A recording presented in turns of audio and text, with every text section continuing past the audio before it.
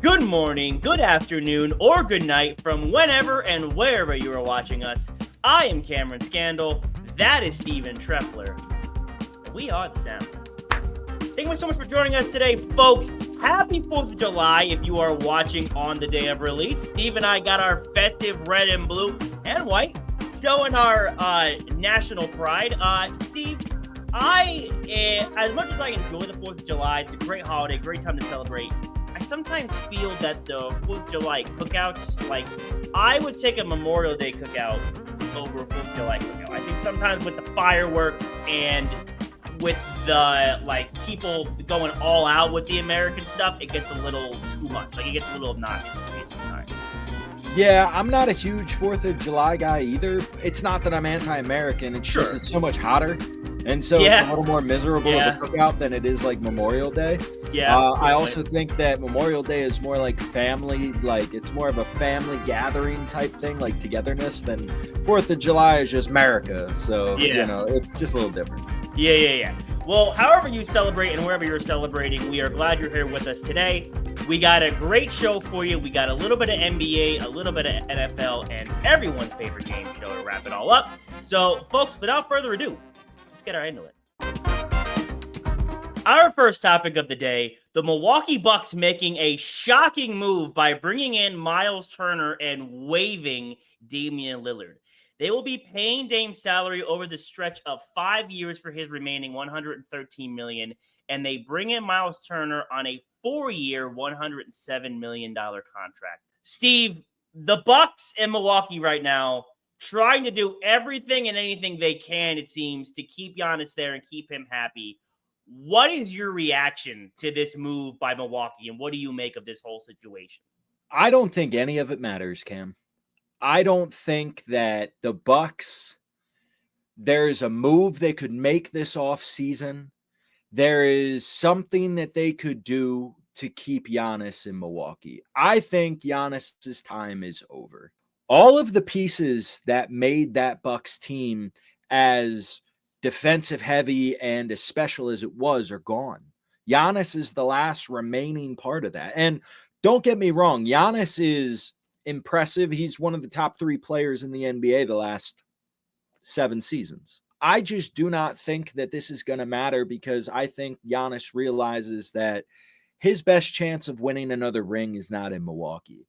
And I think you and me can both agree with that. I think that Giannis can get them so far through a fairly weak East. But I think that Giannis realizes that if he wants to continue to win at the level that he wants to, I mean, they've been first round exits 3 years in a row. How many more chances does he need to give Milwaukee to build something for him to continue that success? This is not, I mean, adding Miles Turner to replace Brook Lopez is not a giant needle mover.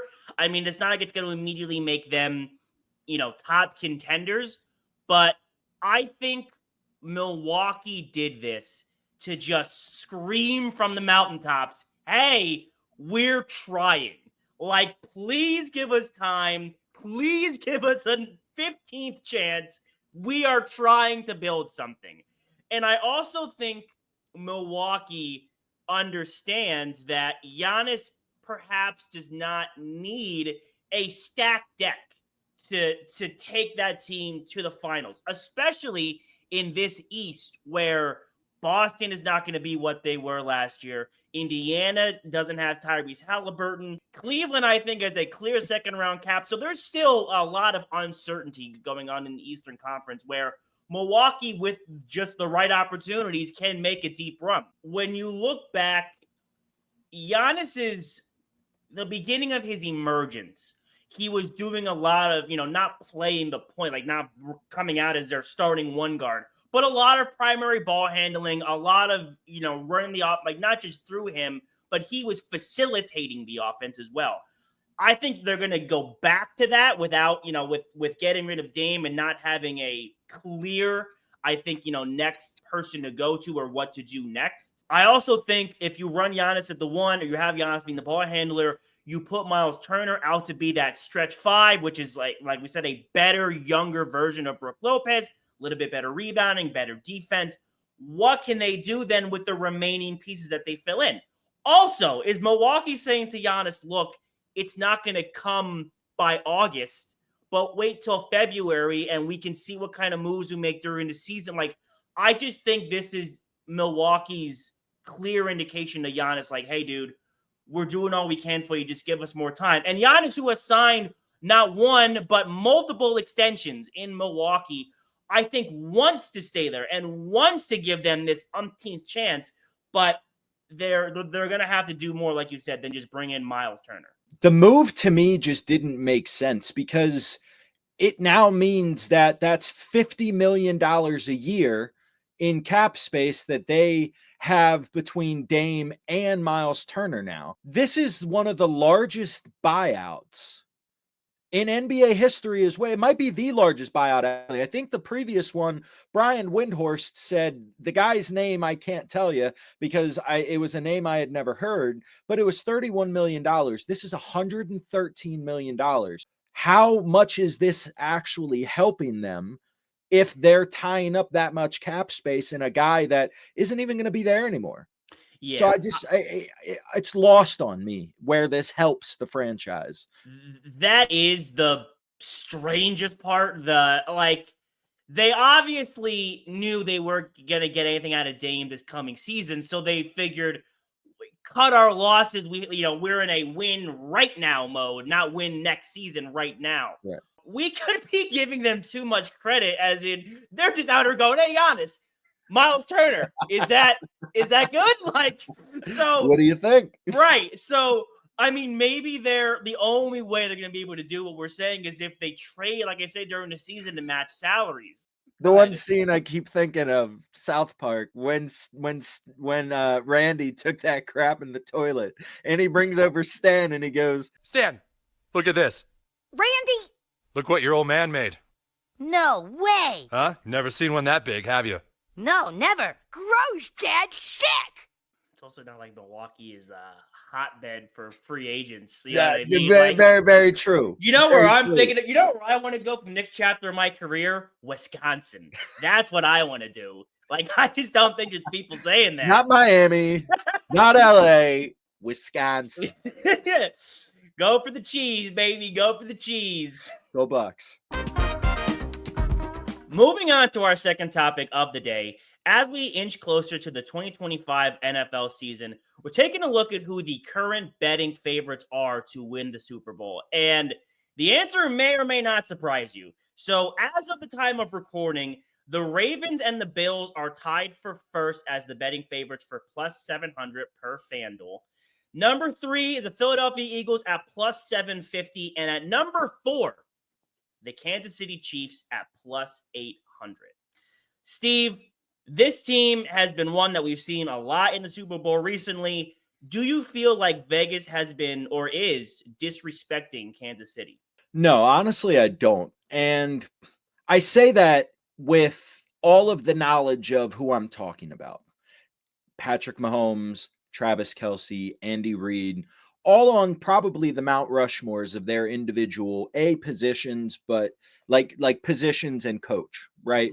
All more than likely are on the Mount Rushmore there. But look at the last 10 games for Patrick Mahomes and the Chiefs in the playoffs, last 10 playoff games. 7 of them have been single-digit victories, meaning that within a touchdown, the Chiefs have only won set by 7 of them. They have been within a touchdown or less. The first 5 games of Kansas City, of this 10-game stretch that I'm talking about, Patrick Mahomes threw for 236 yards per game, 10 touchdowns, no picks, and only was sacked 3 times with 1 fumble. The next 5 games, their most recent 5-game playoff stretch, Mahomes has thrown for 250 yards per game, up a little bit, but only 8 touchdowns, 3 interceptions, and he's been sacked 16 times and has fumbled the ball 3 times. When I look at how they've played over their last 5 playoff games, there is a little bit of uncertainty because this was a down statistic year for Mahomes in the regular season. These were a subpar playoffs for Mahomes this year over the last over the last 5 playoff games. As Mahomes' play takes a little bit of a downslope, and some of these other guys like Josh Allen just won the MVP. Lamar Jackson had an MVP-esque season. The Birds, how they just beat the Chiefs in the Super Bowl. I think a lot of these Vegas odds are looking more at the upslope that some of these other guys are having and a little bit of the downslope that the Chiefs have taken over their last couple of playoff games. I feel like we have said now maybe not specifically the sharp decline of the team, like from the Super Bowl, like with the Eagles beating them with the way they did.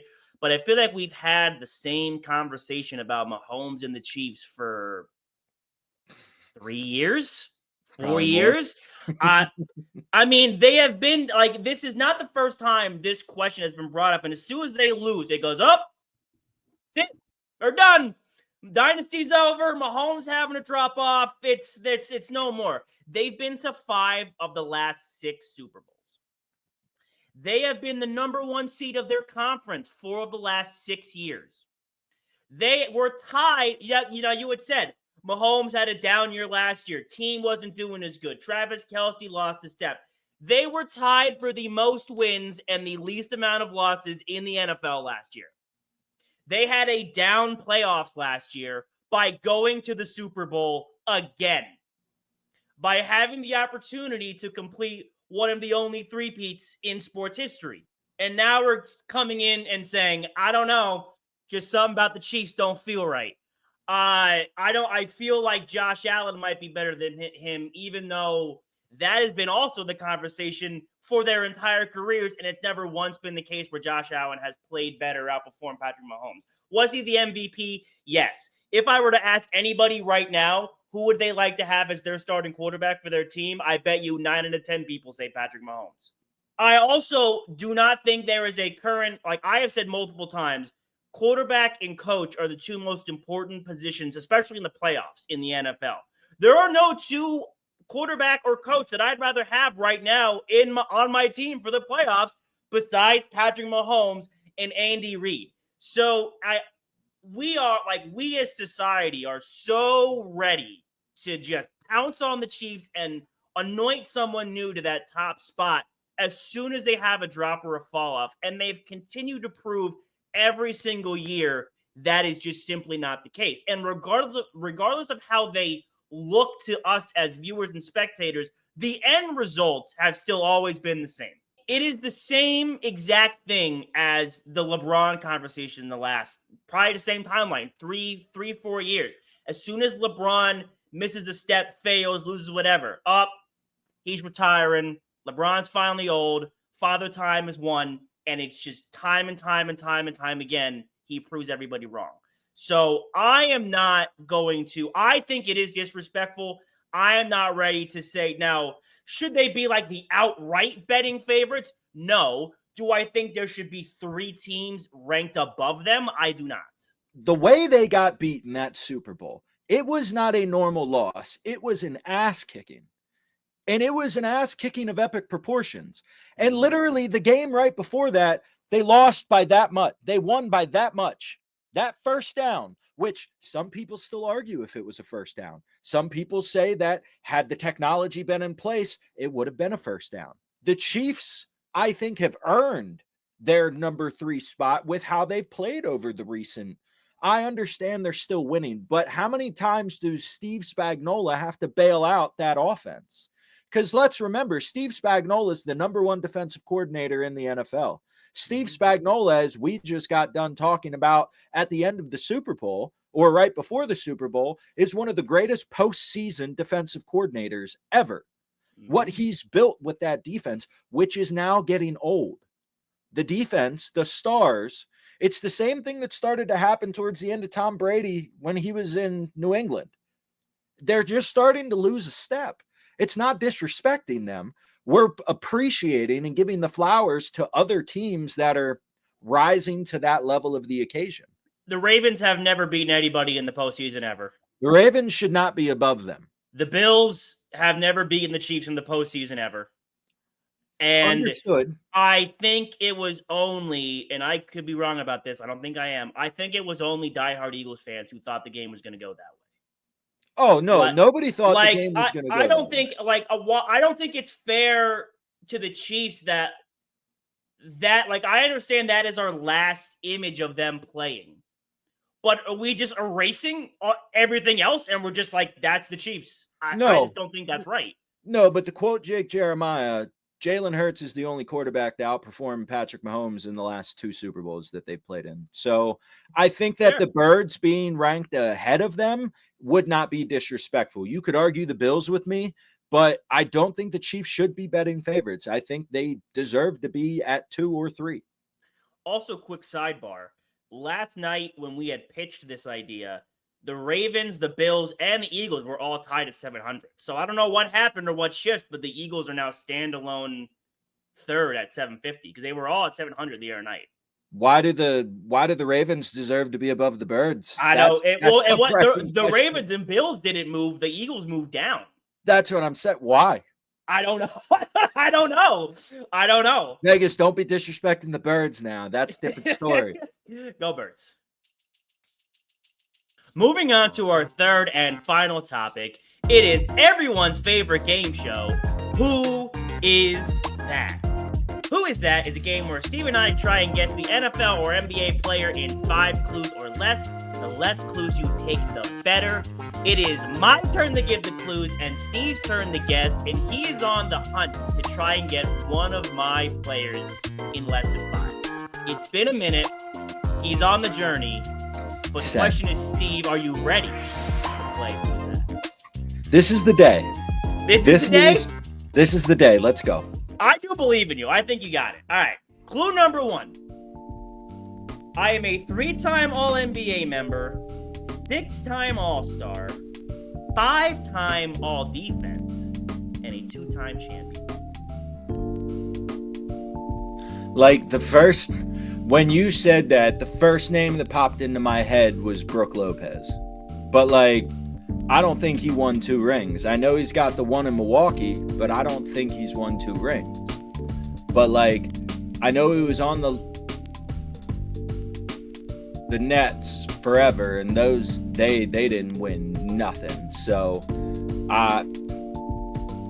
3-time All-NBA, 6-time All-Star, somebody who's in that 20 to 25 rank in the NBA, somebody who's like, they had a couple seasons, their 3 All-NBAs, I'm going to assume were third teams, maybe a second at the highest, but they were thirds, because if they've got 6 All-Stars, that means they were a top 30 player in the league. They just weren't a top 15. So I'm going to imagine that this guy is probably floating between 20 to 30 in the ranking during his time. And you said 5 All-NBA, 5 defensive teams. So this guy was a good 2-way player. He was probably, honestly, a 3-and-D guy is what it kind of sounds like to me. 3-time All-NBA. Oh, Ray Allen. Oh. I actually, I don't know why. When you said, I'm like, he's got it. Clue number 2. Throughout my 14-year career, I only played for one team, and I averaged 16, 2, and 4. You said 16, 2, and 4? 16, 2, and 4. Yeah, my buddy was a straight 3-and-D guy. He was straight up. My buddy didn't do nothing but get buckets and play D. I mean, that's he would have had more than 2 assists. I mean, the rings would kind of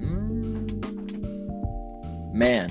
It could be a forward, but like part of me is thinking this is a guard just because he's got no boards. It almost sounds like a guard type to me. And like, I have a name that's floating around in my head. I just don't know if he ever made an All-NBA team. Who has won 2 rings in the last however many years?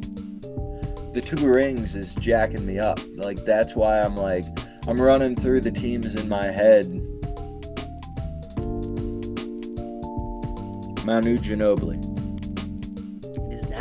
Although that's a great guess, man. It's a good guess. Clue number 3. I was the first ever recipient of the NBA Sportsmanship Award in 1996. That's such a weird stat. It will make, I will explain why I brought that up. There was I'll explain at the end why that's a clue. There's a reason that's a clue. Is this Steve Kerr?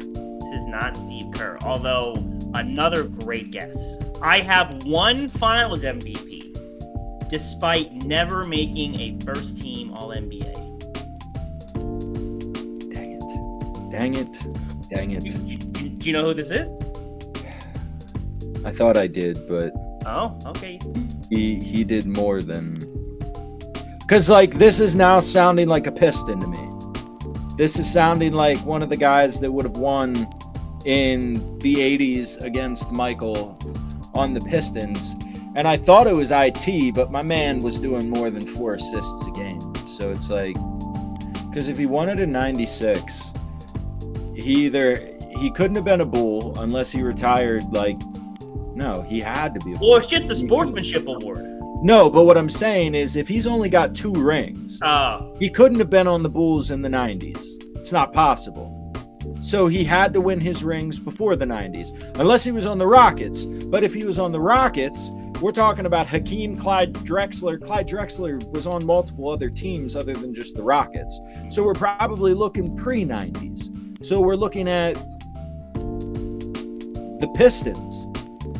Unless I'm free. The Spurs won in what? 19. Were they 89 or 90? They were 99. I thought they were 99. Okay. Is this Isaiah Thomas? This is not Isaiah Thomas. Finally, clue number 5. I am a current front office executive for an NBA team.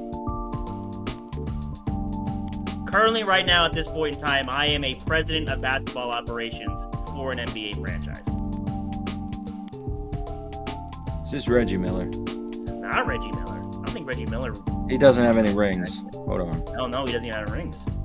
I can give you a bonus clue then if He's you a want current one. front office guy. Yep, he is. Do you want the bonus clue I was thinking of? Yeah. So the reason why the Sportsmanship Award is important is because it is named after him now. It is now the blank award, which is the NBA Sportsmanship Award. You're going to be upset when I tell you.